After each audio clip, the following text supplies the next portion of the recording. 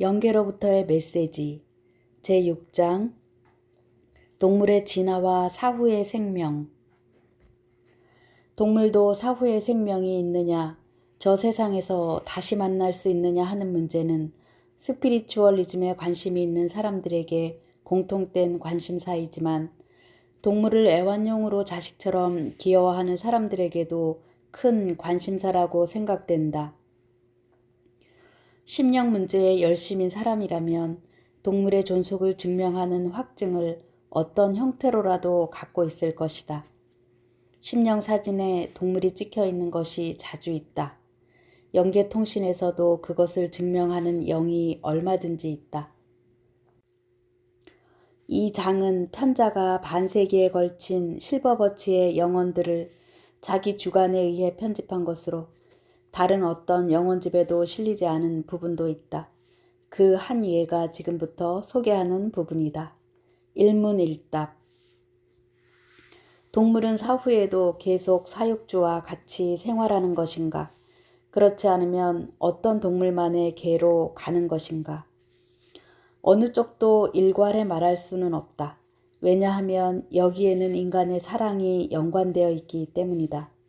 사후에도 생전 그대로의 형체를 유지하느냐 못하느냐 하는 것은 그 동물에 대한 사육주의 사랑 하나에 오로지 달려있다. 만약 동물과 그 사육주 양자가 때를 같이하여 영계에 왔을 경우 그 사육주가 있는 곳으로 가서 같이 지낸다. 사랑이 있는 곳이 처소가 되는 것이다. 사랑이 양자를 결속시키는 것이다. 그 경우는 동물계에 갈 필요가 없다. 그러나 만약 사육주보다 먼저 타계한 경우는 동물계에 가서 거기에서 보살핌을 받지 않으면 안 된다. 사육주와 사랑이 벼랑간 끊어졌기 때문에 단독으로 놓아두면 동물도 어리둥절해야 한다. 지상에서는 인간적인 사랑과 이성과 판단력 그리고 애정을 한 몸에 받았기 때문에 그 주인이 올 때까지 마치 당신들이 오래 집을 비울 때 애완견을 전문가에게 맡기는 것처럼 영계의 동물 전문가에게 보살핌을 받는 것이다. 인간과의 접촉에 의해 동물은 어떤 것을 섭취하는 것인가? 긴 진화 과정의 어느 시점에서 신이 법칙의 작용에 의해 동물의 혼에게 자아의식을 심어주어 마침내 이성이 싹트게 되어 지성이 발달해 왔다. 그 단계에서 인간은 판단력이라는 것을 몸에 익힌 것이다. 즉, 사물을 의식적으로 생각하고 결단 내리는 능력이다. 실은 그러한 능력은 모두 처음부터 잠재하고 있었던 것이다. 아무리 멀리 떨어져도 혼에 깊숙이 어떤 모양으로 잠재하고 있었던 것이다. 그것이 신의 입김으로 눈을 뜬 것이다. 그럼 그렇게 신이 동물에게 영성의 입김을 불어넣은 것처럼 당신들 자신도 동물에 대해 같은 일을 할 수 있다. 인간은 신의 일부이다. 따라서 진화하는 순서 가운데 인간 다음에 위치하는 동물에 대해 그 영성을 입김으로 불어넣을 수가 있는 것이다. 즉, 동물과 접촉하면서 사랑이라는 영적인 힘에 의해 동물의 혼의 자아의식을 싹트게 할 수 있는 것이다. 그것이 그 후의 긴 진화 과정을 거쳐 마침내 인간이라는 정점에까지 이르게 되는 것이다. 사랑이 모든 생명의 열쇠이다. 동물이든 인간이든 사랑은 죽음에 의해 아무런 영향도 받지 않는다. 사랑이야말로 우주의 원동력이다. 전 우주를 움직이고 모든 것을 제어하고 모든 것을 통치하고 있다. 또 사랑은 인간을 통해 다른 생명에도 적용하려 한다. 인간끼리도 그렇고 동물, 식물 등 인간보다 하등인 생명에서도 그렇다. 사랑이 있으므로 생명은 진화하는 것이다. 영계에서 동물과 재해했다고 하면 그 같은 생활은 언제까지 계속되는가? 언제까지나 사람과 같이 있는가? 아니다. 그 점이 인간과 다르다.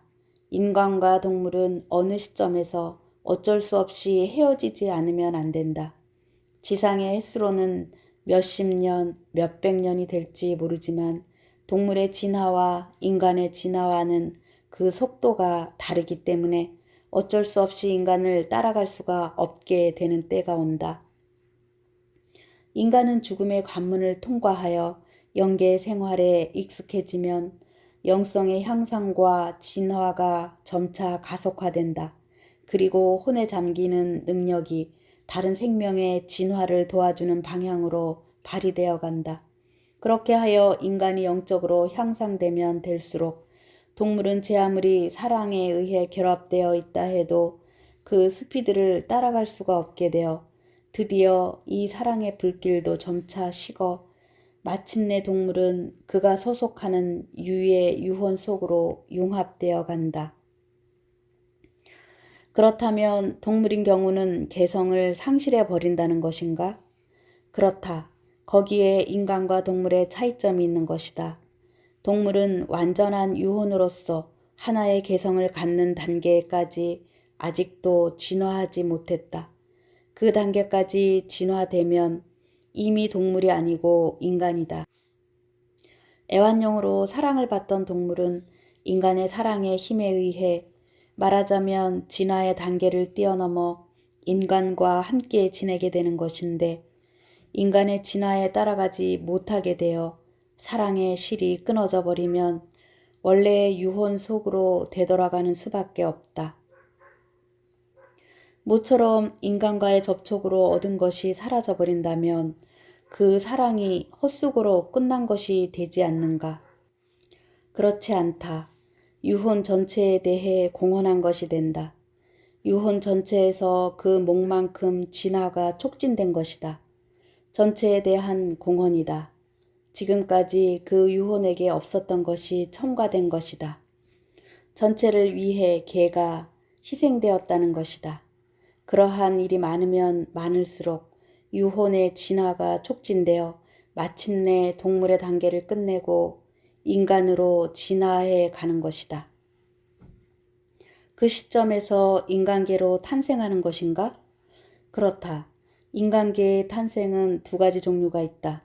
오래된 영이 다시 지상으로 돌아오는 경우와 동물계에서 인간계로 탄생해 오는 경우이다. 한 사람의 인간으로서인가? 그렇다. 양쪽 모두 영혼이다. 모두 다 자아의식을 가진 영이며 개성을 지니고 있다. 다만 한쪽은 베테랑 영으로 진화의 완성을 위해 물질계에서 어떻든 체험을 하지 않으면 안 되는 일이 생겨 다시 지상에 돌아오는 데 비해 다른 한쪽은 겨우 인간의 단계까지 도달한 신입생이다. 직전까지 동물이었던 것이 인간으로 도약한 것이다.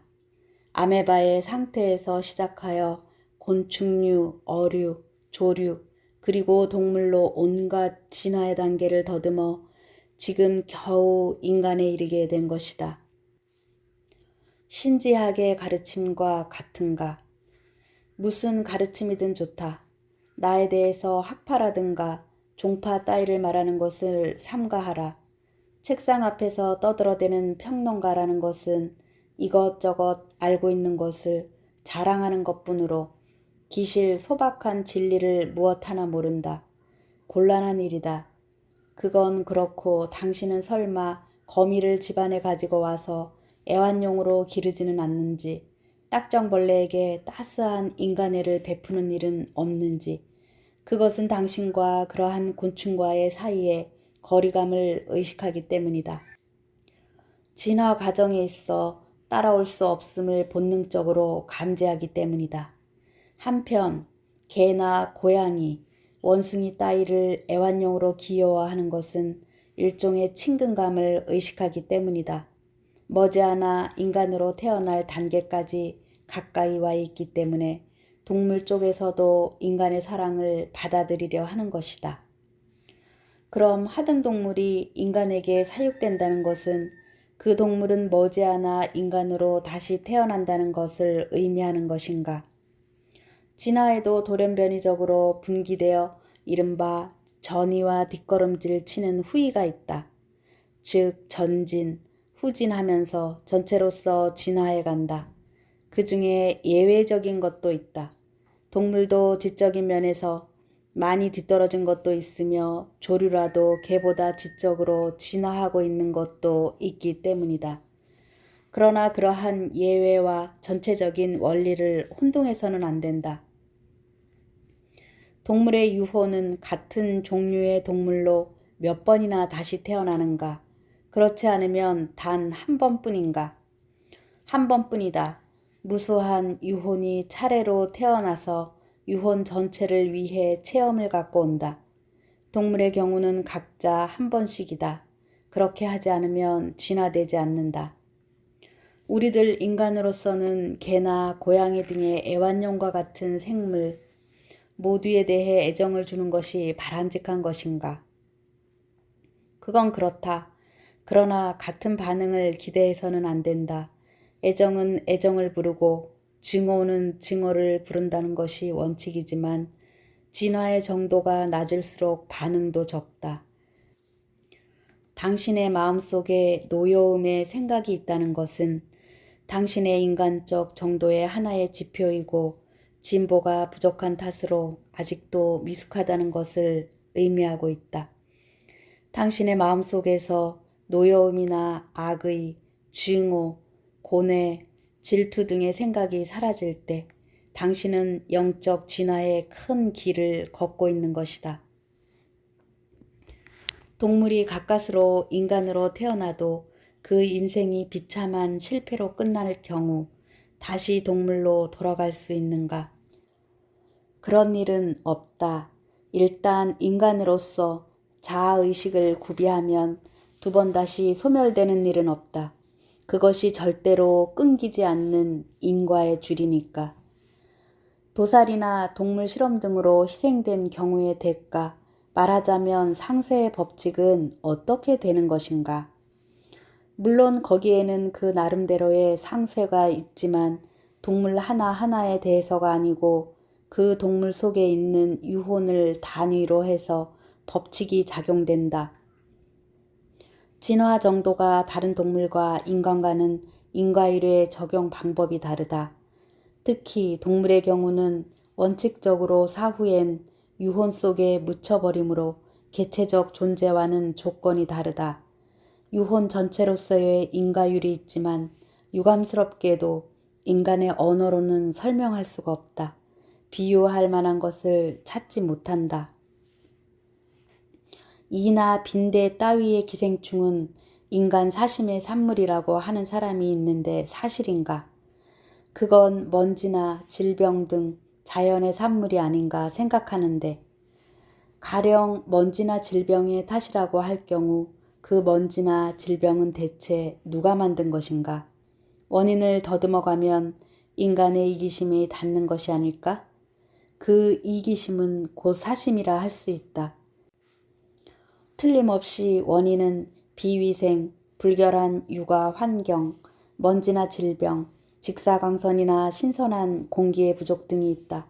그러나 다시 그 원인을 더듬어가면 그러한 환경을 미화하려 하지 않는 혜택받은 환경에 사는 인간들의 이기심, 비인간성에 닿는다.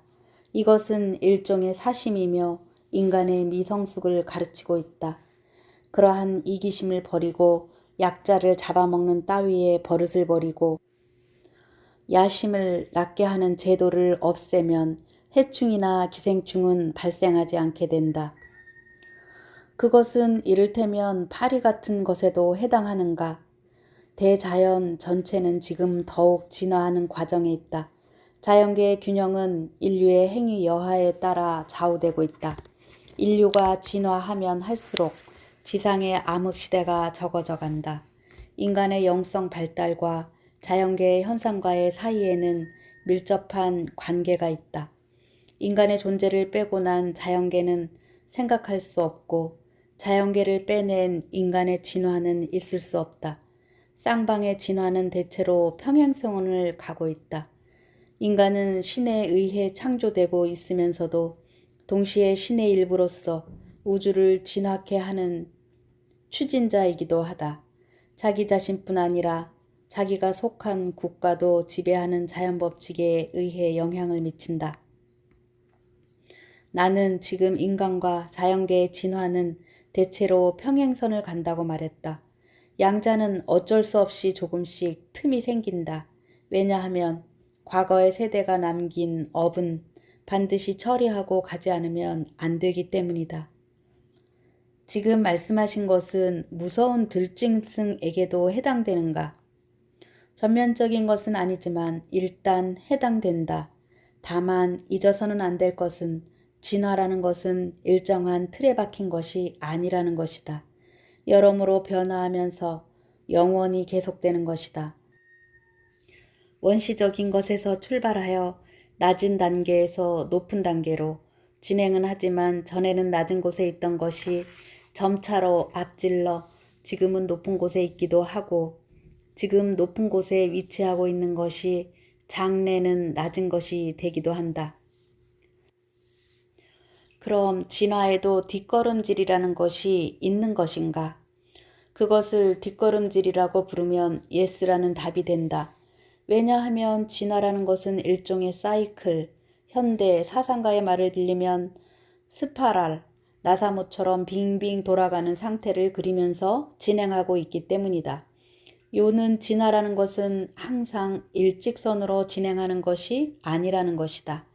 1보 전진하고는 후퇴하고 2보 전진하고는 후퇴하고 이렇게 반복하면서 끝없이 계속되는 것이다. 동물끼리는 서로 죽이고 죽고 하는데 왜 인간은 동물 실험을 해서는 안 되는 것인지 그것이 인간의 진화에 대한 지표이기 때문이다. 인간이 진화하면 할수록 지상에서 잔인성과 야만성이 사라져간다. 사랑과 자비와 관용의 정신이 지상에 넘칠 때 동물의 잔인성도 사라지고 그야말로 사자와 양이 사이좋게 지내게 된다. 그러나 동물의 잔인성도 동물로서의 발달의 상징이 아닐까? 당신도 예전에는 동물이었다. 그것이 여기까지 진화해 왔다. 그렇기 때문에 태고에 비하면 동물계도 상당히 잔인성이 감퇴해 왔다. 도마뱀류에 멸종한 것도 있다. 왜 멸종했다고 생각하는가? 인간이 진화했기 때문이다. 순한 동물 중에서도 멸종한 것이 있는데 진화의 첫째 지표가 잔인성에 나타난다고 말하고 있는 것이다. 태고에도 진화상의 가지가 생기는 것이 얼마든지 있다. 그것들은 진화의 선지자라고 말할 만하다. 진화라는 것은 어느 단계에 있어서도 일정한 틀에 박힌 것이 아니다. 우등생도 있으며 열등생도 있고 모범생도 있으며 반여가도 있다. 순한 동물은 결국 우등생이었던 것이다. 기생충류도 동물과 같은 유혼 속에 들어가는 것인가? 다르다. 동물의 유혼은 하나뿐이 아니라는 것인가? 각 종 속에게 각자의 유혼이 있다. 그것이 다시 세분화하고 있는 것인가? 그렇다. 세분화된 곳에도 각자의 유혼이 있다.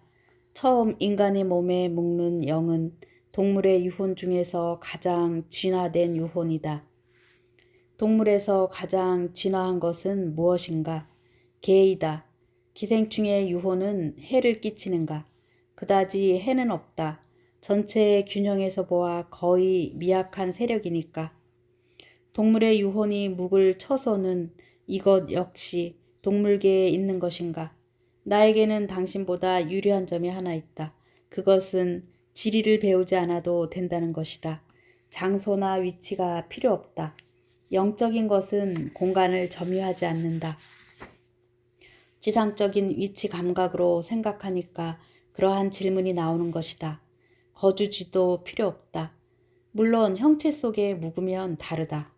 유혼 그 자체는 형체가 없지만 만약 형체를 갖는다면 어떤 표현 형태를 묻게 되고 그 형태로 자기 표현을 할 수가 있는 장소가 필요하게 된다. 동물의 유호는 지구상에 어떤 물질적인 에너지를 공유하고 있는 것인가? 지구상에 있어서 나름대로의 존재 가치가 있는 것인가? 진화 과정에 있어서의 존재 가치는 없다. 다만 주의할 것은 왜 그런지 당신들은 물적인 것과 영적인 것을 확실하게 구별하려는 잘못이 있다. 지상에 존재하고 있어도 훌륭한 유혼의 일부인데 죽지 않으면 유혼처럼 될 수 없다고 착각을 해서는 안 된다. 애완동물도 수면 중에 영계를 찾는가? 찾지 않는다. 그럼 죽어서 가는 세계에 전혀 구면이 없는 것인가? 없다.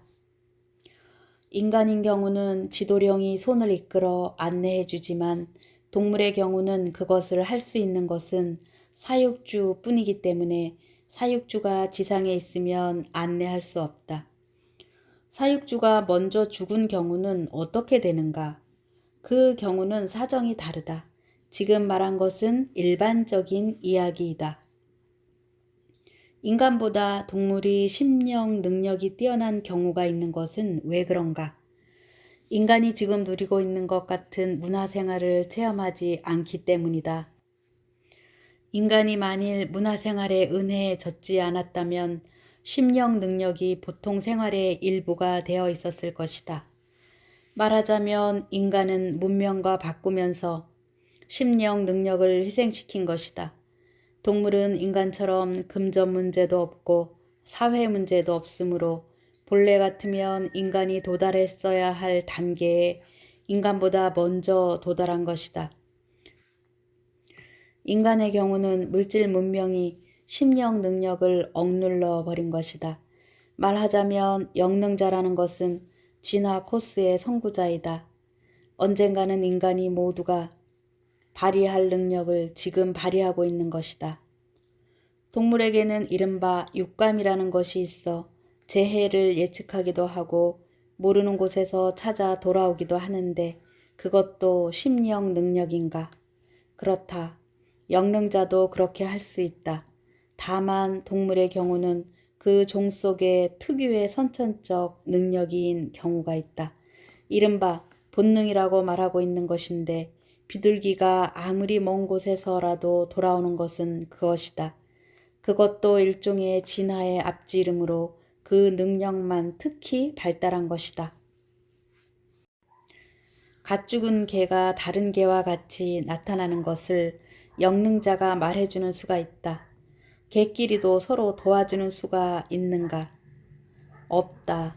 그러나 지상에서 그 두 마리가 함께 지낸 경험이 있으면 동반하여 나타나는 일은 있다. 동물계에는 어떤 종류의 동물이 있는가? 지상에서 귀염을 받고 있는 동물, 친근하게 여겨지는 동물, 소중하게 대우받던 동물, 인간과 거의 동등하게 대우받고 지성이나 사고력을 자극받던 동물 모두가 있다. 그러한 동물은 사육주의 손에서 떨어졌으므로 인해 외로움을 느끼고 혼미하게 되면 안 되니까 동물계로 끌려와 다른 동물과 함께 지내면서 동물 전문가의 특별한 간호를 받게 되는데 여기에는 동물을 즐겁게 해주는 것이 무엇이든 갖추어져 있으며 하고 싶은 일을 무엇이든 할 수 있으므로 지루해 하는 일이 없다. 그리고 때로는 지상에 있는 사육주의 집 분위기 속까지 끌려가서 한참 동안 그리운 분위기를 맛본다. 심령 지식이 없는 사람이 자기가 기르고 있던 개를 보았다던가 고양이가 나타났다고 떠드는 것은 그때이다. 어쩐지 어디선가 본 것 같은 느낌이 가는 정도에 지나지 않는 것도 지상의 동물 눈에는 보인다. 영시 능력이 발달해 있기 때문이다. 동물계에서 뒷바라지하고 있는 인간이 데리고 오는 것인가? 그렇다. 다른 사람에게 끌려오는 일은 없다. 그런데 그 뒷바라지를 하고 있는 사람은 어떤 사람이라고 생각하는가? 동물을 좋아하면서도 사육할 기회가 없었던 사람들이다. 그것은 마치 어린애가 생기지 않아 여성의 본능을 다하지 못했던 여성이 부모보다 먼저 연계해 온 어린이의 뒷바라지를 하는 것과 같다. 개나 고양이, 그 외 인간이 기여하던 동물이 사육주에 앞서 여기에 오면 동물을 좋아하면서도 충분히 접촉하지 못했던 인간에 의해 뒷바라지를 받는다. 물론 수의사와 같은 동물 전문가가 대기하고도 있다. 그것도 역시 지상에서 공부한 것이 그대로 연계해서 도움이 되고 있는 것이다. 지식은 무엇 하나 헛된 것이 없다. 질병으로 사망한 동물의 경우도 인간처럼 간호를 받는가? 그렇다. 그러한 기회를 즐겨 받아들이는 사람이 많이 있다. 동물계에는 종류별로 갈라져 있는가? 그렇지 않으면 혼숙하고 있는가? 종속 구별은 확실히 하고 있다. 동물계는 하나이지만 이것저것 경계가 있다는 것인가? 그렇다. 가부간 자연스럽게 만들어져 있다. 하나의 큰 우리 속에 사육되고 있는 것은 아니다. 고양이는 고양이, 개는 개, 이렇게 갈라져 있는 것인가? 그렇다. 특히 사이가 좋았던 짝끼리는 다른가? 그 경우는 서로 경계 가까이에 오는 것인가? 그런 것이다. 모든 것을 거쳐 자연스럽게 이루어지는 것이라고 생각하라. 개 다음으로 진화되어 있는 동물은 무엇인가? 고양이인가 원숭이인가? 고양이이다. 왜 원숭이가 아닐까? 인간과 매우 닮았다고 생각하는데.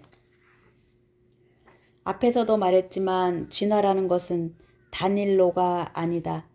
반드시 우등생과 열등생이 있다. 인간은 확실히 원숭이에게 진화했다지만 그 원숭이를 개가 따돌렸다. 그 큰 이유는 인간이 개를 귀여워했기 때문이다. 개가 인간 다음으로 진화하고 있기 때문에 귀여워하고 있는 것이라고 생각했는데 그것도 그렇지만 동시에 인간 측이 좋아하고 싫어하는 면도 있다. 그리고 이 문제에는 또 하나의 측면이 있다. 간단히 설명할 수는 없다. 길고 긴 진화 과정에 있어서 원숭이는 말하자면 발을 헛디뎌 후퇴하고 잔인하게는 되지 않았으나 싸움질을 좋아하고 게을러져 걸음을 멈추어 버려 결국 유혼 전체의 진화가 지연된 것이다. 그와 동시에 개의 종속이 진화해서 원숭이보다 유혼 전체의 단결심이 강하고 무욕성이 충만해졌다. 그러나 어떻게 해도 설명이 어렵다.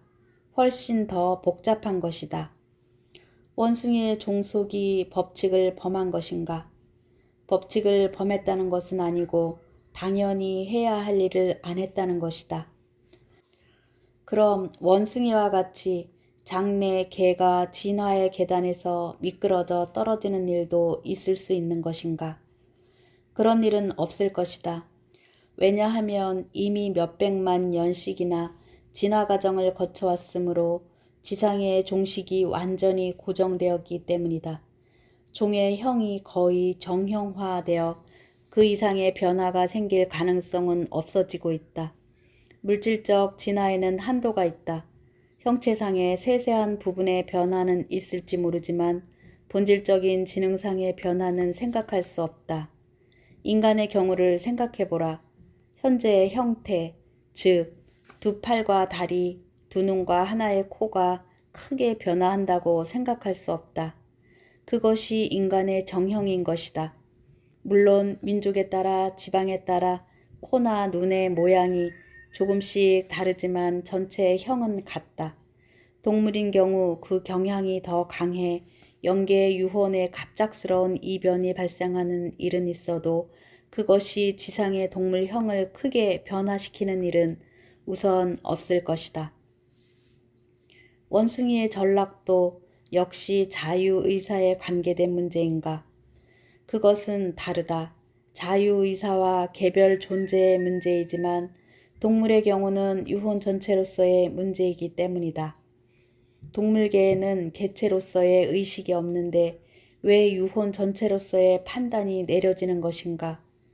각각에는 이성적 판단력은 없어도 일하느냐 노느냐를 선택할 힘은 있다. 필요성에 대해 과감히 대처하느냐 않느냐의 선택이다. 거기에서 종으로서의 본능이 신장하기도 하고 쇠퇴하기도 한다. 각각에게 판단력은 없어도 긴 진화 과정에 있어서 종 전체로서 대처해야 할 일을 게을리하는 시기가 있는 것이다. 그것은 식물의 경우도 그런가? 그렇다. 그것은 외적 요인에 의해 생기는 것이 아닌가? 그것은 그렇지만 당신이 말하는 외적이라는 것은 실은 내적이기도 한 것이다. 거기에 더하여 다시 영계에서 컨트롤하는 영인의 존재도 고려하지 않으면 안 된다. 이를테면 원숭이의 기호품인 견과류가 풍부히 있으면 그것이 원숭이를 태만하게 만든다고 생각할 수 있는가? 결과적으로는 그럴지도 모르지만 그럼 견과류가 왜 풍부하게 있었느냐 하는 점을 생각한다면 우주 법칙의 움직임을 고려해야 한다. 말하자면 인간의 눈에는 외적인 요인처럼 보여도 영계에서 보면 내적인 요인이 작용하고 있는 것이다. 내가 말하려는 것은 그 점이다. 인간은 이렇든 저렇든 간에 우주의 원칙을 무슨 생명이 없는 기계적이고 융통성이 없는 것처럼 상상하기 일쑤지만 실제는 법칙과 법칙에 연관이 있고 어떤 차원의 법칙이 다른 차원의 법칙의 지배를 받고 있는 일도 있다. 그 근원에 있어서는 완전하고 무한한 예지에 의해 지배되고 감독되고 있는 것이다. 법칙에도 우선 기본형이라는 것이 있어 거기에 여러 가지 변화가 가해지고 있다. 그렇다고 해도 그 기본형을 벗어나는 일은 절대 없다. 아무리 반항해 보아야 그 법의 테두리는 어쩔 수 없이 결국은 순응해 가는 수밖에 없다. 그러나 같은 형에 박혀 있어도 노력 여하에 따라 그것을 풍요롭고 의미 있는 것으로 만들 수도 있고 지루하고 입맛 없는 것으로 만들어버릴 수도 있다. 바꾸어 말하면 그 법칙에 조화된 색채를 입히는 것 아니면 보기 흉한 색채를 발라버리는 것도 당신 여하에 달려 있다는 것이다. 동물 실험이 점점 늘고 있는데 어떻게 생각하는가? 이것을 중지시키려 하는 동물 애호가 단체가 있는데 영계에서도 도움을 주고 있는가? 보람된 일을 하려고 노력하고 있는 사람은 반드시 영계의 도움을 받는다. 신의 창조물에 대해 고통을 주는 것은 어떠한 동기일지라도 허용되지 않는다. 다만 동물 실험을 하고 있는 사람 중에는 인류를 위해서라는 일념 때문에 그것이 동물에게 고통을 주고 있다는 것에 무신경인 사람도 있다는 것을 잊어서는 안 된다. 그러나 죄는 죄이다. 그러나 당신은 동기가 가장 중요하다고 몇 번이나 말했다. 인류를 위해서라는 마음으로 한 일도 벌을 받는가? 동기는 과연 좋았을지 모르지만 법의 원리를 굽힐 수는 없다. 실험 때문에 동물이 어떤 고통을 받고 있는 것을 모를 리 없다. 그래도 계속 실험을 강행한다는 것은 응분의 책무를 자각하고 있는 것으로 간주된다. 동기는 사람을 위해서라는 뜻에서 좋으나 그것이 동물에게 고통을 주고 있는 것이다. 그러한 점을 종합적으로 고려한 결과 판단이 내려진다. 어떤 것이건 나로서는 고통을 준다는 것에 찬성할 수 없다. 동물은 인류를 위해 지상에 보내진 것인가? 그렇다. 동시에 인류도 동물을 돕기 위해 와 있는 것이다. 동물 창조의 유일한 목적은 인류를 위해서가 아니라고 생각하는데 그건 그렇다. 그러나 인류를 위해서라는 것도 포함되어 있는 것이다. 동물의 생체 해부는 동기가 정당하면 허용되는가? 허용되지 않는다. 잔혹한 행위가 어떻게 정당화되겠는가?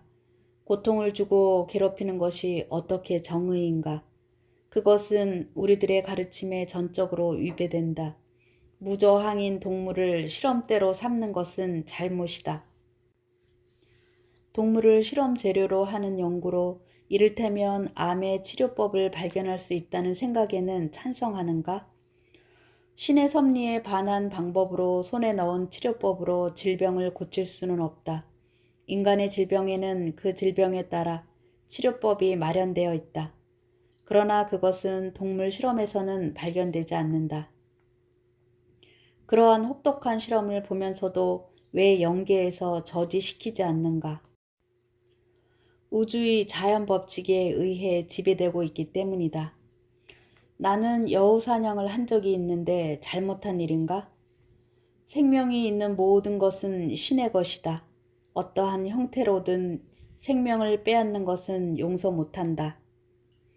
그리고 집에 있는 닭을 20마리나 잡아먹었는데 그럼 가령 내가 그 여우에게 총을 주어 20마리나 닭을 잡아먹은 당신을 쏘아 죽이라고 명령한다면 어떻게 되는가? 모든 지상의 생명은 신 앞에서 평등하다. 인간이 굶주림에 시달리는 것은 여우가 나쁜 것이 아니라 인간 자신이 멋대로 생각하기 때문이다. 여우나 닭을 당신이 만들었다면 당신이 잡아먹어도 괜찮다. 인간이 닭이나 여우를 죽여도 좋다는 것이 도리라면 당신의 형제 자매를 죽여도 좋다는 이치가 된다. 생명은 인간의 것이 아니다. 신의 것이다. 생명을 빼앗은 자는 언젠가 그 책임을 지지 않으면 안 된다. 오스트레일리아에서는 토끼의 이상 번식이 위협이 되고 있는데 여기에 대해서는 어떻게 생각하는가? 인간은 원래 있어서는 안 되는 것에 마음대로 갖다 놓고 거기에서 일어나는 불편에 대해 불만을 말한다. 지상에서 나의 고향이었던 아메리카 인디언에 대해서도 그렇다. 인디언은 원래 전생이라든가 화주 등 그것들이 불행을 초래할 줄은 몰랐다. 백인이 가르쳐 주기까지는 사람을 죽이기 위한 무기는 아무것도 몰랐다. 언젠가는 인간도 우주의 생명, 동물도 조류도 물고기도 꽃도 그 하나하나가 신이 계획한 일부를 담당하고 있다는 것을 아는 날이 올 것이다. 신의 창조물로서 거기에 존재하고 있는 것을 알게 될 것이다. 예수의 가르침 중에는 동물에 대한 것이 매우 적은 것 같다. 그것은 왜일까? 그 당시는 아직 동물의 행복이나 불행을 생각할 만큼 인류가 진화되어 있지 않았기 때문이다. 다른 나라의 영각자의 가르침에는 자주 언급이 되는 것 같은데 그것은 전부라고 말할 수는 없으나 대부분은 예수보다 훨씬 뒤의 시대의 일이다. 그건 그렇다고 하고 당신들은 예수를 인류 전체의 모범으로 생각하지만 그것은 잘못이다. 예수는 어디까지나 서구 세계를 위한 사명을 맡고 지상에 내려온 것이며 인류 전체를 위한 것은 아니다. 예수에게는 예수의 한정된 사명이 있고 예수 개인으로서는 동물을 비롯한 모든 생명에 애정을 갖고 있어도 사명을 달성하기 위해 그 가르침을 되도록 제안한 것이다. 그 사명이라는 것은 당시의 서구 세계를 침식하고 있던 시대에 뒤떨어진 부패한 종교의 철퇴를 먹이고 난해한 도그마 대신 단순 명쾌한 사람의 도리를 설교하는 것이었다. 하등동물의 사랑을 말하지 않는 가르침은 완전하다고 말할 수 없는 것이 아닌지. 물론 그렇다. 다만 예수의 경우 그 가르침을 잘 읽어보면 동물의 사랑도 포함되어 있다. 예수는 예의 한 금리를 말했다. 즉 너의 욕망을 남에게 베풀라 라는 것인데 그 참뜻을 이해한 사람이라면 다른 어떤 생명에게도 심한 일을 못할 것이다. 이상이 실비아 바바빌에 져서 동물의 사후에 수록되어 있는 실버버치의 영혼이다. 영혼집에서도 동물에 대해 언급한 것이 없는 것은 아니지만 앞서 소개한 것이 가장 잘 정리되어 있는 것이다. 그럼 끝으로 영국의 텔레비전 프로 사파리를 제작한 데니스 부처를 초대하여 실버버치가 찬사를 보냈을 때의 상황이 영혼집에 보이므로 그것을 소개하겠다. 부처는 열렬한 스피리추얼리스트로 유명하다. 당신들은 육체 속에 갇혀 영각이 방해받고 있기 때문에 자신이 얼마만큼 훌륭한 일을 했는지 모를 것이다. 두 분은 무척 힘든 이 분야를 개척하여 인간과 동물과의 사이에 유사성이 있고 따라서 서로의 경의와 관용 그리고 자비가 진화의 엄격한 율법인 것을 훌륭히 입증하였다. 대자연을 뿌리채 뽑아버리고 황폐하게 하고 동물을 죽이고 하는 것은 인간이 할 일이 아니다. 강자가 약자를 돕고 지식이 있는 자가 무지한 자를 도우고 양지 있는 자가 지상의 어두운 구석을 조금이라도 줄이려 노력함에 따라 자연계의 모든 존재가 조화 있는 생명 활동을 할 수 있는 그것이야말로 본래의 모습이다. 당신들은 대자연의 기구 속에서 동물의 존재의 의의를 끈기 있게 소개하여 바른 지식의 보급에 노력하였다. 그것이야말로 인간의 귀중한 역할의 하나이다. 지상의 어려운 문제나 불행, 비극의 그 대부분이 인간의 우둔함과 기만에 의해 야기되고 있는 것은 유감스럽게도 사실이다. 자비스러운 마음이 중요하다. 관용의 마음을 갖지 않으면 안 된다. 자연 파괴가 아니고 자연과의 조화야말로 이상적인 것이다. 인간이 다툼을 일으킬 때 그 상대가 인간끼리가 되든 동물이었든 결국 인간 자신의 진화를 늦추게 하는 결과가 된다. 인간이 싸움을 벌이고 있어서야 자연계의 평화는 오지 않는다. 평화는 교우와 협조 속에서 태어난다. 그것이 없으면 지상에는 고통이 그칠 날이 없고 인간이 불필요한 간섭을 계속하는 한 재해는 없어지지 않는다. 인간은 신이 창조한 원리를 지니고 있는 것이다. 그렇기 때문에 인간이 대자연과 일치가 된 생활을 영위할 때 지상에 평화가 찾아와 신의 나라가 실현되는 것이다. 잔혹은 잔혹을 부르고 다툼은 다툼을 낳는다. 그러나 사랑은 사랑을 낳고 너그러움은 너그러움을 낳는다. 인간이 미움과 파멸의 생활을 한다면 인간 스스로 파괴의 길을 걷게 된다. 속담에도 대로 주고 말로 받는다는 말이 있지만 나쁜 짓은 그 몇 배의 벌을 받게 된다. 무슨 일에도 마음을 가다듬고 지상의 모든 생명 있는 것에 사랑의 마음을 주어야 한다. 그것이 지상의 한없는 창조와 진화를 촉진케 하는 걸음이 된다. 좌절해서는 안 된다. 당신들의 일에 대해 사람들은 여러 가지로 말할 것이다. 몰이해, 무지, 정신나간 어리석음, 비방 등 여기에는 아기에서 나온 것도 있을 것이고 아무것도 모르고 그저 나오는 대로 말하는 경우도 있을 것이다. 거기에 대해 당신들의 무기는 심령 지식이 아니면 안 된다. 결국은 그것이 모든 인간의 사는 목적이기도 한 것이다. 심령 지식을 이해하면 그 뒤는 탐욕만 부리지 않는 한 신의 은혜를 받을 수가 있는 것이다. 두 분은 많은 재능을 갖고 있다. 아직 동물을 위해 할 일이 산더미처럼 남아있다. 지상의 생명은 전체로서 하나의 정리된 생명 체계를 유지하고 있는 것이고 그 가운데 어느 하나도 빠져서는 안 된다. 두 분이 생애를 기울이고 있는 동물은 궁극적으로는 인간이 책임져야 할 존재이다. 왜냐하면 인간은 동물과 같이 진화의 길을 걸어가야 할 숙명이 놓여져 있기 때문이다. 함께 손을 맞잡고 걷지 않으면 안 된다. 동물은 인간의 식욕이나 도락의 대상이 아니다. 동물도 진화하고 있는 것이다. 자연계의 생명은 모두가 복잡하게 연관되어 있고 인간의 책임은 인간끼리만 테두리를 넘어 초원의 동물이나 하늘의 새에게까지도 미치고 있다. 저항할 줄도 모르는 연약한 존재에게 고통을 주는 것은 반드시 저지하지 않으면 안 된다. 장식품에 쓰기 위해 동물을 죽이는 것은 신은 허용하지 않는다. 모든 잔악행위, 무의미한 살생은 절대로 해서는 안 된다. 말 못하는 존재의 권리를 지키는 일에 몸담은 자는 항상 그러한 인간으로서의 도덕적 원리에 호소하면서 싸우지 않으면 안 된다.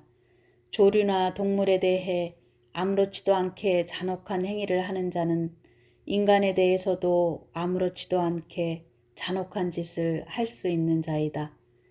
동물에 대한 잔인한 행위를 보고 마음 아파 눈물을 흘리는 사람은 언젠가는 반드시 이긴다는 신념 아래 용기를 갖고 동물 보호를 위한 일에 매진하라. 잔혹한 행위가 무지함에서 횡행하고 있다. 그러한 행위는 영적 지식을 알고 눈을 뜨면 그 자리에서 사라져버린다. 다시 하나의 영적 지식에 눈뜨면 그 지식의 다른 의미에도 눈뜨는 것이다. 그렇게 하여 마음의 눈을 떴을 때야말로 혼의 참다운 자유의 길을 걷기 시작한 때이기도 한 것이다.